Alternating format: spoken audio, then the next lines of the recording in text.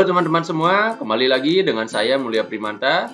Di video ini saya mau sharing bagaimana teman-teman bisa menentukan jasa atau layanan yang akan dijual di marketplace fiverr.com. Nah, mungkin teman-teman di sini pada bingung mau jual apa di fiverr.com. Nah, mungkin teman-teman tidak tahu apa yang mau dijual di sana.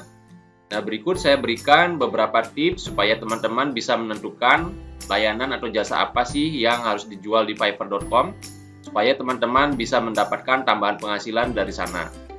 Nah, untuk langkah pertama yang harus teman-teman lakukan adalah melihat potensi diri dulu. Apa yang teman-teman sukai dan apa skill yang teman-teman punya. Nah, itu adalah langkah pertama yang teman-teman bisa lakukan untuk bisa berjualan di fiverr.com. Jadi teman-teman mulai dulu dari apa yang teman-teman miliki. Jadi apa yang teman-teman sukai, apa yang teman-teman bisa lakukan. Jadi misalkan nih teman-teman sukanya mendesain sesuatu. Nah, teman-teman bisa lihat dulu di sini marketnya, misalkan desain banner misalkan seperti itu ya.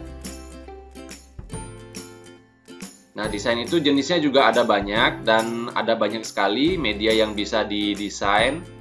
Jadi di sini teman-teman bisa cari ide dulu, desainnya apa, nanti tinggal disesuaikan dengan apa skill atau kemampuan yang teman-teman bisa lakukan. Jadi kalau misalkan teman-teman itu lebih bisa dalam mendesain, misalkan bikin Facebook banner, atau misalkan bikin flyer, nah teman-teman bisa mulai dari situ dulu. Jadi jual apa yang menjadi kelebihan dari teman-teman. Nah, di sini teman-teman bisa mencari ya ide-ide desain. Jadi desain itu ada banyak jenisnya, bisa desain logo. Terus misalkan desain apa lagi nih? Misalkan ini desain. Nah, ini misalkan press kit, media kit. Nah, mungkin teman-teman belum pernah dengar nih misalkan sebelumnya press kit atau media kit. Nah, teman-teman di sini bisa mendapatkan ide juga. Nah, nanti teman-teman bisa lihat misalkan contohnya di sini ya. Nah, nanti press kit itu seperti apa sih? Terus kira-kira teman-teman bisa nggak membuat yang mirip seperti ini atau kalau bisa lebih bagus dari ini seperti itu. Nah, ini seperti ini misalkan press kit, terus lihat lagi seperti apa modelnya. Nah, nanti tinggal disesuaikan dengan kemampuan teman-teman. Kalau misalkan yang ini teman-teman tidak bisa, teman-teman bisa cari desain yang lain ya. Jadi desain itu ada banyak sekali. Nah, ini misalkan banner atau header. Terus ini juga ada PowerPoint presentation. Seperti itu. Nah, ini coba kita lihat. Banner atau header.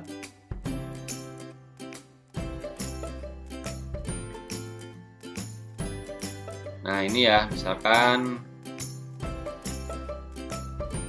seperti ini.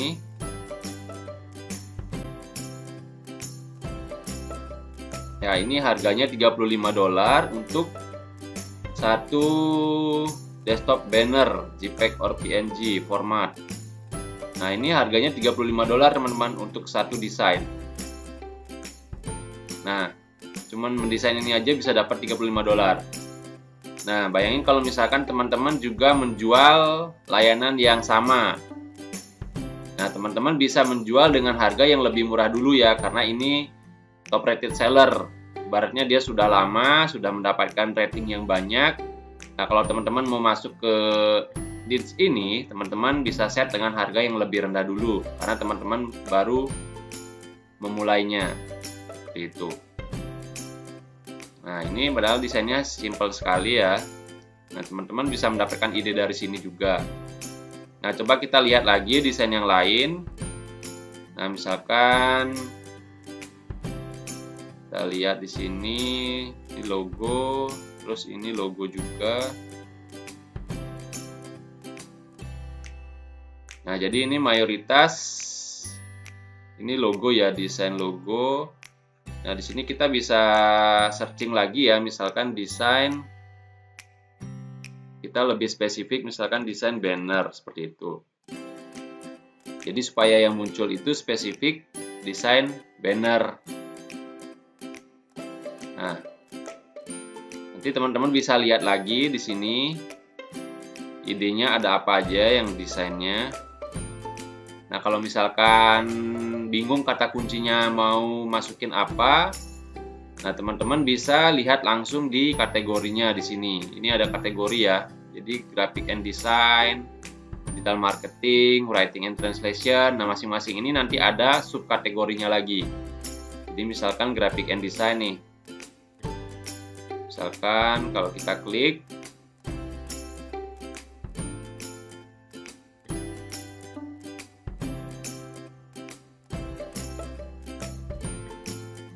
nah ini ada banyak sekali ya. Jadi untuk satu kategori aja itu ada banyak subkategori di dalamnya. Jadi ada logo desain, ada website desain, ada ilustrasi, NFT, sosial media desain, email desain, web banner, dan lain sebagainya. Nah, nanti teman-teman bisa buka juga dari sini ya subkategorinya. Teman-teman cari ide-idenya apa, terus nanti lihat kompetitornya apa yang mereka tawarkan, lalu sesuaikan dengan skill atau passionnya teman-teman. Kira-kira teman-teman bisa nggak membuat yang lebih bagus, atau mungkin lebih cepat pengerjaannya, atau mungkin harganya lebih murah dibandingkan kompetitor yang sudah ada. Nah, kalau misalkan teman-teman merasa bisa, nah teman-teman bisa menjual layanan tersebut seperti itu. Nah, jadi itu ya, itu contohnya untuk graphic and design. Nah, teman-teman bisa lihat lagi di sini kategorinya. Jadi pertama teman-teman mulai dulu dari apa yang teman-teman bisa. Jadi mulailah dari skill atau passion yang teman-teman punya. Nah, nanti dari situ teman-teman bisa kembangkan lagi gitu. Nah, selain itu cara kedua teman-teman bisa mencari, misalkan nih teman-teman punya informasi ya di tempat lain, misalkan nih di website lain, misalkan kita cari ya di Google, misalkan jasa bikin desain banner, misalkan seperti itu. Nah, di sini misalkan teman-teman lihat nih harganya untuk satu desain misalkan. Nah, katakanlah ini contohnya ya, untuk satu desain banner harganya 19.000. Nah, sementara kalau misalkan teman-teman jual di Fiverr, teman-teman bisa mendapatkan $5 atau kurang lebih 50.000 ya. Nah, teman-teman bisa menjual desain dari jasanya orang lain seperti itu. Jadi teman-teman buat lapak di sini. Jadi nanti ketika teman-teman mendapatkan order, teman-teman bisa pesan di orang yang menjual jasa tersebut seperti itu. Jadi ibaratnya teman-teman tidak mempunyai skill sendiri, tapi teman-teman bisa menjualkan skillnya orang lain, layanannya orang lain seperti itu. Jadi ibaratnya teman-teman sebagai perantara ya, perantara tapi secara tidak langsung seperti itu. Nah, itu bisa juga teman-teman lakukan untuk bisa mendapatkan tambahan penghasilan dari Fiverr. Jadi teman-teman tidak harus bisa memiliki skill sendiri ya untuk bisa mendapatkan tambahan penghasilan di Fiverr, tapi teman-teman juga bisa menjualkan skillnya orang lain atau jasa yang sudah ada seperti itu.